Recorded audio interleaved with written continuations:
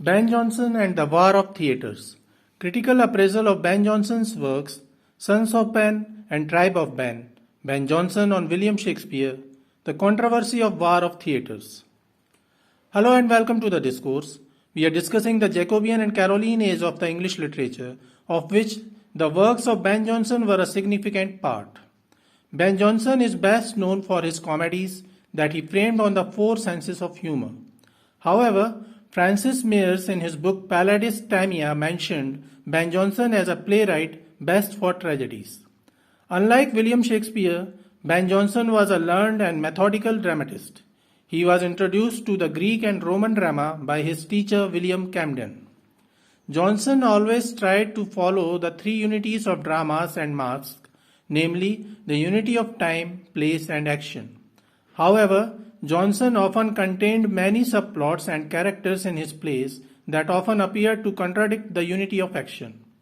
Margaret Lucas Cavendish mentioned that although Jonson maintained the three unities of drama in a much better manner than any of his contemporaries, yet the unity of action in the major comedies of Jonson was rather compromised by Jonson's abundance of incidents.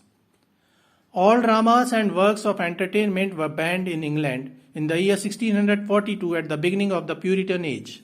However, during the age of Restoration, the plays of Ben Jonson were equally praised and liked as those of William Shakespeare.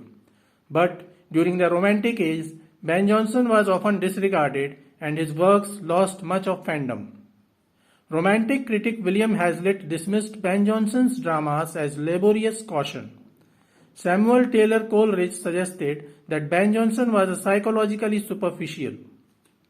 He noted that Jonson was a superb observer of human nature and surroundings, which he presented well in his dramas, but Jonson avoided delving into deeper observations. Coleridge mentioned he was a very accurately observing man, but he cared only to observe what was open to and likely to impress the senses. According to Coleridge, Ben Jonson was second only to Shakespeare. Sons of Ben and Tribe of Ben. Ben Jonson was recognized as the first poet laureate of England, and he impressed a lot many dramatists and poets in the coming years. The dramatists who followed the style of Ben Jonson in dramas were known as Sons of Ben. Similarly, certain poets who admired Ben Jonson and followed his themes and style in poetry mentioned themselves as the Tribe of Ben. These poets included Robert Herrick, Richard Lovelace, Sir John Suckling, and Thomas Carew. These were also known as the Cavalier poets. Some of the very successful poetic works of Jonson included On My First Son, which he wrote after the death of his son, To Celia, which was published in 1616, To Penshurst, which is considered the best country house poem, and the epitaph on Salomon Pavey, who was a boy actor and was abducted from his parents who used to work for Jonson. Ben Jonson on William Shakespeare. Jonson had a significant relationship with William Shakespeare. While he might have competed with Shakespeare certain times, he profusely praised William Shakespeare and said that Shakespeare was not of an age but for all time. In his collective work Timber, Jonson mentioned Shakespeare and wrote, There was ever more in him to be praised than to be pardoned. Ben Jonson wrote two poems in praise of Shakespeare, which were incorporated in the preface of William Shakespeare's first folio. The second poem was titled To the Memory of My Beloved the Author, Mr. William Shakespeare, and What He Hath Left Us. In this poem, Jonson said that Shakespeare was a great poet who knew small Latin and less Greek, had a natural genius. So while Jonson commented on Shakespeare's lack of education in the classical works of Greek and Latin, he openly praised his natural genius as a great poet and dramatist. The controversy of War of Theatres. Ben Jonson was a successful satirical dramatist and poet.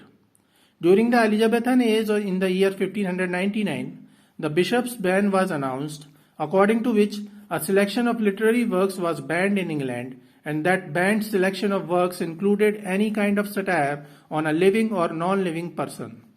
So it was illegal to write any sort of satire. However, the way of dramas and playwrights was still open to ridicule anyone. During the same time, Young dramatists including Ben Jonson, Thomas Dekker, and John Marston were working for different rivaling theatres. Out of competition and some misunderstandings, these dramatists created a series of satirical plays against each other. John Marston and Thomas Dekker were on one side and Ben Jonson was on rivaling side. Thomas Dekker named this satirical competition as Poetomacheia. The issue began when John Marston wrote the play Histriomastix or The Player Whipped in 1599, in which he satirized Ben Jonson's pride through the character of Christogenus. Ben Jonson replied against this satire by means of his own comedy play Every Man Out of His Humour, which was performed by Lord Chamberlain's Man, and Shakespeare also acted in this play. Jonson satirized John Marston's wordy style. In 1600, John Marston again took revenge and created the play Jack Drum's Entertainment, which was performed by children of Paul's, in which he satirized Jonson as Brabant Senior and presented him as a cuckold. Jonson again replied with his play Cynthia's Revels, in which he not only satirized Marston as Haddon, a light voluptuous reveller, but also included Thomas Dekker and satirized him as Aeneas, a strange, arrogating puff. Marston continued to ridicule Jonson in his next play, What You Will. Jonson also produced his next play, The Poetaster, in 1601, in which he depicted Marston as a character vomiting bombastic and ridiculous words that he ingested. The term poetster was coined by Erasmus as a derogatory term for such a person who pretends to be a great poet, while he knows nothing about poetry or language. Thomas Dekker then took an active part in this ongoing war of theatres and produced Satyriomastix in 1601, in which he ridiculed Jonson through the character Horace as an arrogant and overbearing hypocrite. However, these playwrights came to the terms of agreement soon, and though Dekker remained away from Jonson, John Marston collaborated with Jonson and George Chapman to produce a collaborated play titled The Eastward Ho in 1605. This play also created controversy as it was a satire on the people of Scotland. Since King James I was also of Scottish origin, he was offended by this play of Marston, Jonson and Chapman. Jonson and Chapman were arrested for producing this play, while Marston somehow evaded the arrest. Also, Chapman and Jonson were also released soon. The play Eastward Ho was also a response to the play The Westward Ho, which was written and produced by Thomas Dekker and John Webster in 1604.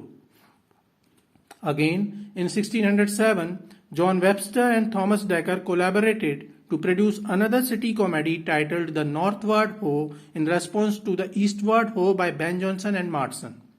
So this was all about Poetomacheia, or the war of theatres. Many critics suggest that it was self-promotional exercise to garner the attention of the common public towards the theatres. Some critics also argue that this episode shows personal rivalries and serious artistic concerns of these writers involved. We will continue to discuss the work of Ben Jonson in upcoming videos. Please stay connected with the discourse. Thanks and regards.